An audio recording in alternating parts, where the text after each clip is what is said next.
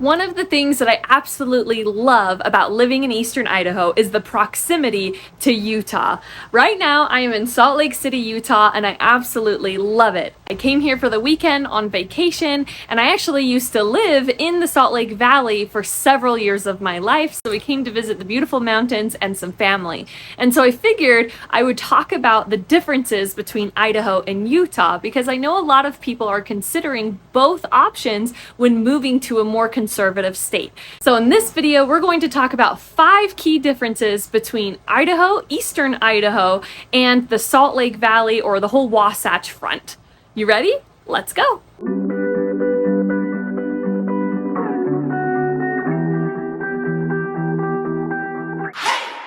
Number 1, I have to talk about the mountains because it's one of the reasons why I love coming to Utah and the Wasatch Valley is the mountains are huge. I don't know if you can tell, but they're right behind me. They are massive. They're so close. Within 5 minutes, I can be within waterfalls and beautiful world-renowned hikes, ski resorts, ski lifts, so many amazing outdoor recreational activities that are just so much closer. Now, if you've seen my videos about Idaho Falls and the surrounding areas, there's a lot of outdoor recreation available to the area, but you do have to travel 20, 30 minutes up to an hour, 2 hours to some of the best hiking and ski resorts that Idaho and Montana and that area has to offer. So here in the Salt Lake Valley, you're within minutes of thousands of options in regards to hikes and things like that. And it's absolutely beautiful. And I love, love, love visiting Utah for that reason.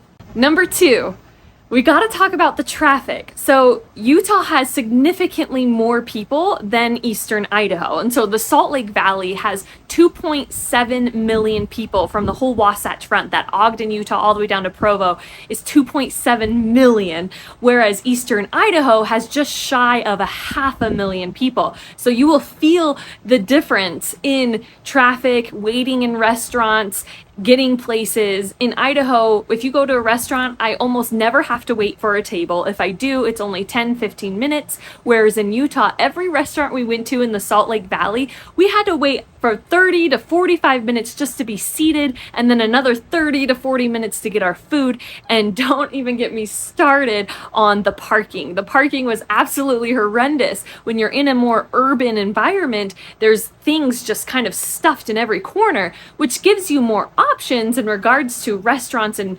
recreational and activities and businesses, and there's just more of everything, more people, more restaurants, but there's not a lot of parking. And although I did love the food here, which brings me to number 3, which is diversity. If you're looking for a much more diverse town than eastern Idaho towns has some diversity. We do have some restaurants that are Thai food restaurants, Indian food restaurants. We have some different cultures, but it's really not as diverse as some that you would find in bigger cities. So Salt Lake City, you have people from all different parts of the world. They have an international airport. They have loads of different businesses, different people from different walks of life, different belief systems, a lot more options of churches and cultural beliefs than you would have in eastern Idaho.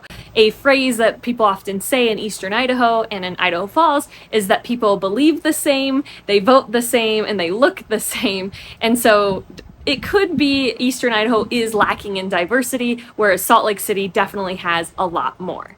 Number 4, let's talk about the price. Pricing here in the Salt Lake area is much more expensive than eastern Idaho. I'm talking about gas, groceries, restaurants. The restaurants are pretty comparable, although the restaurants we did go to seemed like the price per plate was a little bit more than eastern Idaho, although it wasn't that much different. The gas was a little bit more here, although not that much different. But the big difference for me as a realtor is the pricing in the average homes. And so in the Salt Lake Valley, the average price for a home is over $500,000, whereas in eastern Idaho, it's around $400,000. And so it was really, when I was looking at prices, it's almost $150,000 difference between a house that you could buy in Idaho versus in Utah.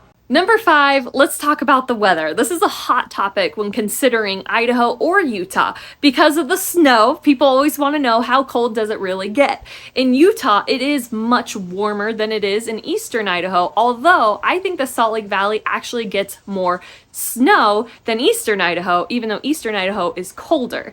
Eastern Idaho is also much windier, which in my opinion cleans the air. And even though today in Salt Lake City it's very windy this weekend, it helps clean the air because you're in between two huge mountain ranges, and these mountains will block in a lot of pollution and dust, and just the air quality in the Salt Lake Valley is much lower. So if you're somebody with allergies or who has a hard time with places with high inversion, then the Salt Lake area, the Wasatch Front, might not be the best place for you. Whereas in eastern Idaho, there's a lot of wind, there's fewer people, and it's a lot cleaner for people altogether in regards to the air quality.